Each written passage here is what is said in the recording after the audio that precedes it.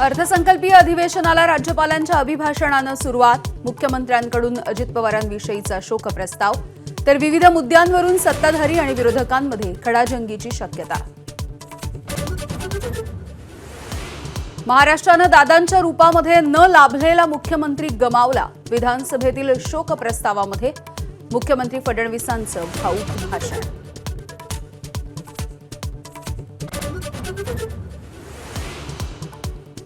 आरोप करताना जीव नकोसा करून टाकू नका. उद्धव ठाकरेंचा भाजपच्या नेत्यांना सल्ला.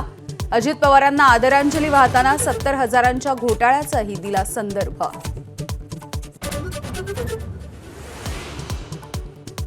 उपमुख्यमंत्री सुनेत्रा पवार राष्ट्रवादीच्या आमदारांसह विधान भवनात. मुख्यमंत्री फडणवीस आणि उपमुख्यमंत्री एकनाथ शिंदेंच्या सोबत छत्रपती शिवरायांना केलं अभिवादन.